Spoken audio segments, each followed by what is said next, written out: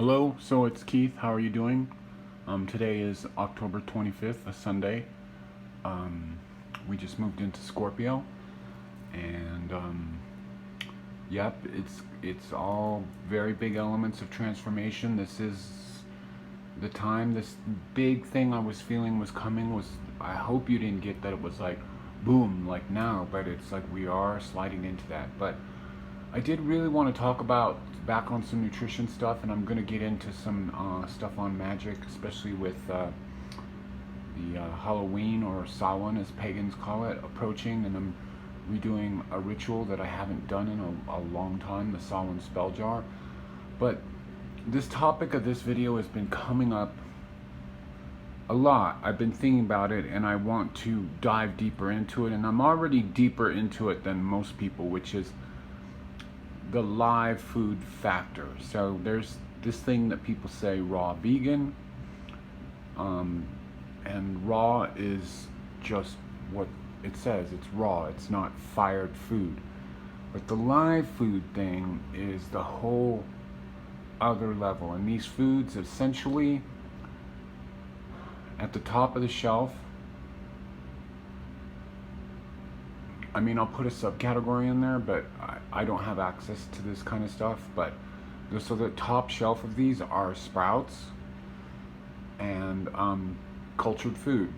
So I have really sort of moved in my direction of doing my liquidarian stuff, of eating that stuff. And it's really interesting how I've kind of flip-flopped things around. Like, most of my produce that I'm buying is all getting cultured. It's all going in jars, and then it goes in my shelf that's down below my dehydrator, getting cultured. So like most of my things like cauliflower, cabbage, Napa cabbage, daikon radish, all the things I'm fermenting, they're not going in the refrigerator. They're going out, out into the room temperature in water to be cultured. And then I am putting all my seeds and hemp seeds, sunflower seeds.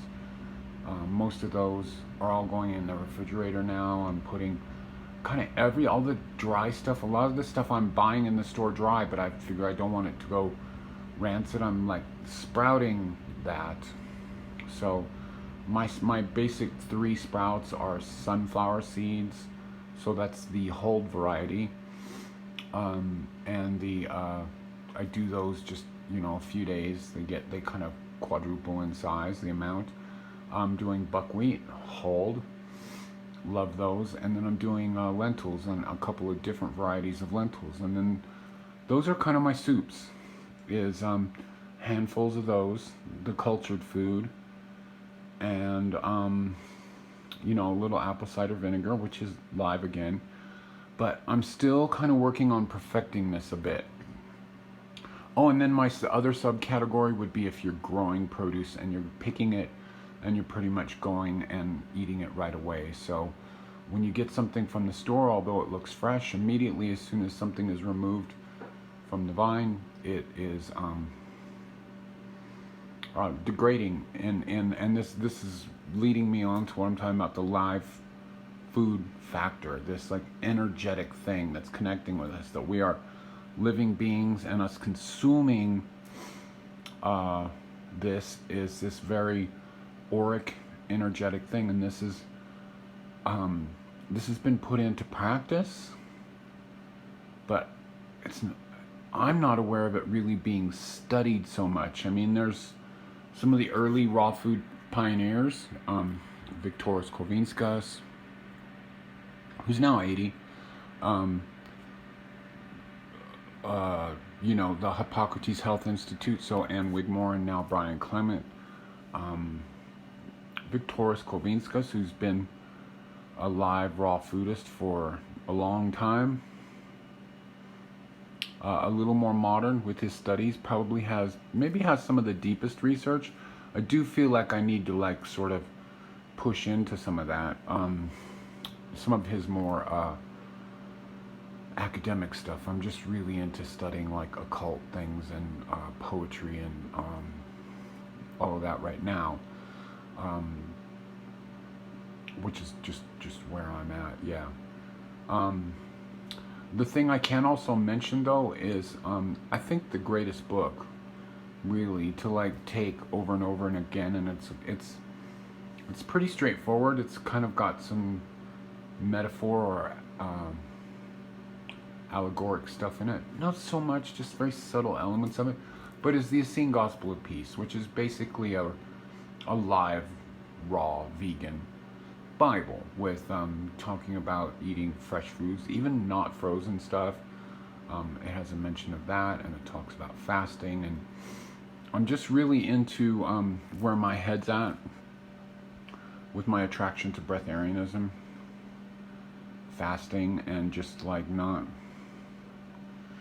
really taking a step well outside of the matrix, the samsara, the sort of illusion, and even these like wheels of illusion, which are, you know, there's the big ones, which are most people are caught up into, but even in the world of wellness, there's these illusions we don't really. On my dry fast, I made a lot of breakthroughs. I can't necessarily put these into you know, axioms or list things that are like impactful to you as a listener, but I can tell internally, like with what happened to me, when I think about it, it's just like I need to get back to that. And I'm doing some stuff here on Samhain, Halloween. It's a full moon in Scorpio, powerful transformation. I'm going to get a video up on that, but I'm immediately after that, I believe I'm going to here at home do another 4-day dry fast. So that's where I am. I just wanted to talk about the live food factor, and you know, it hasn't been studied, and even the raw vegan community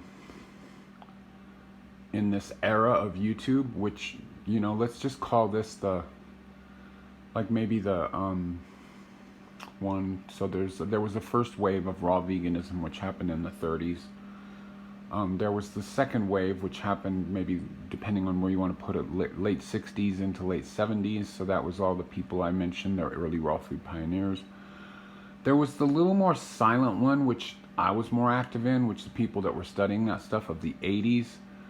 And so where am I? 1, 2, 3.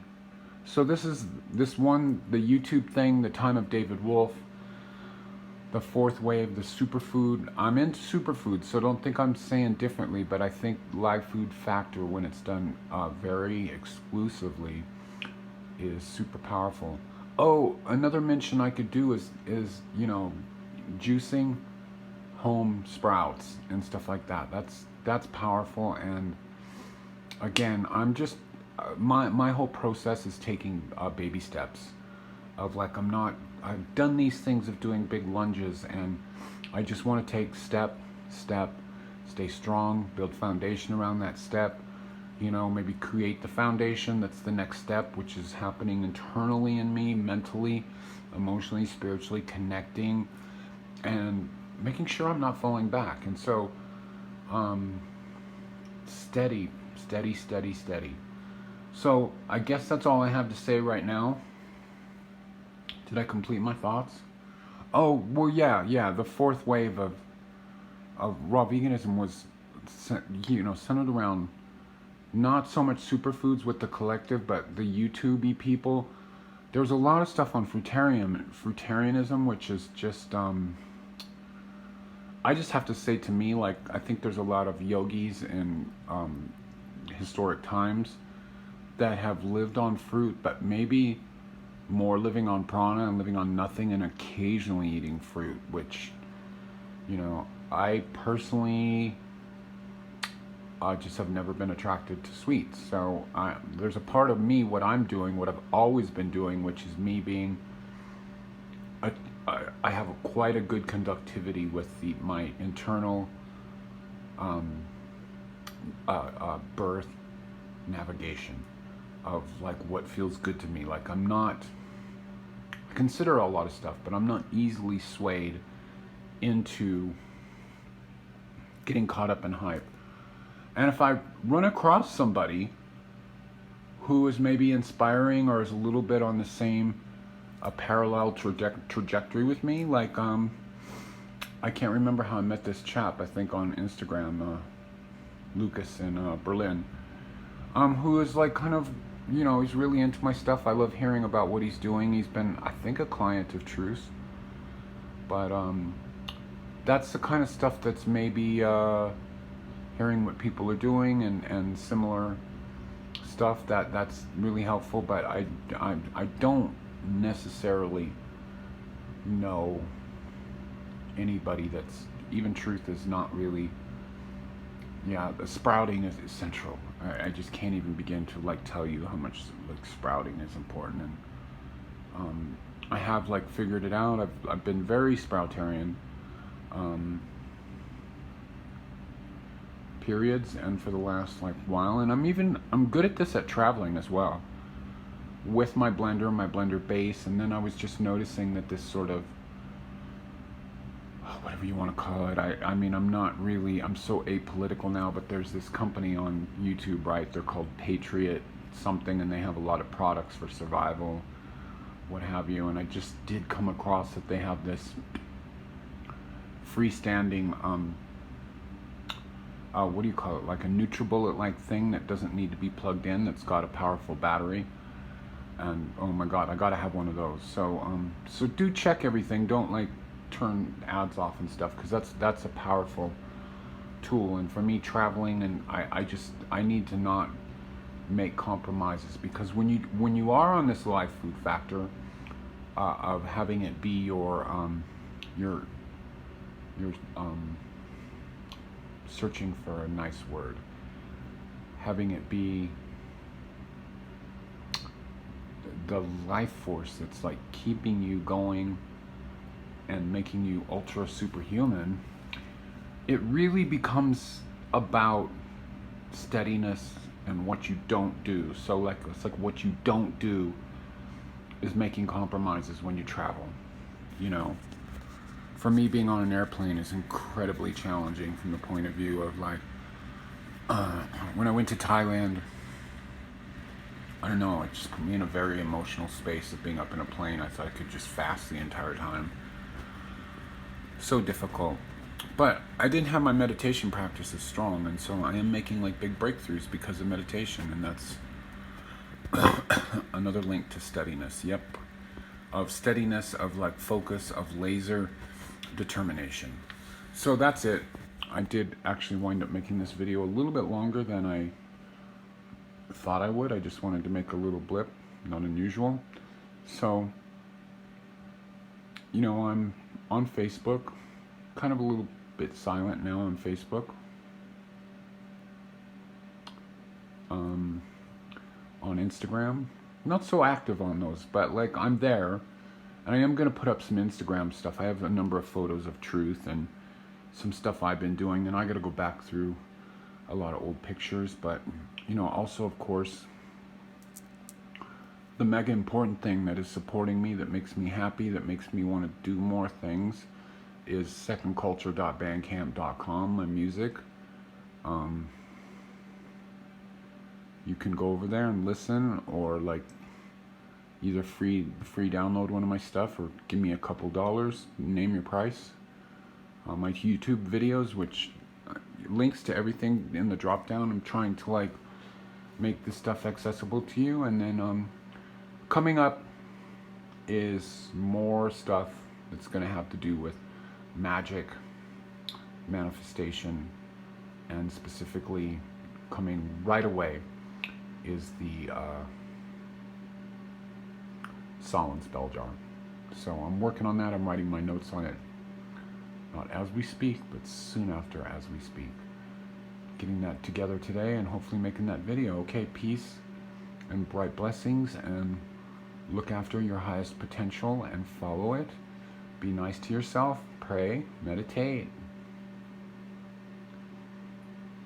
connect with your will, connect with your spirit guides, connect with awesome like-minded people, and have a blessed day.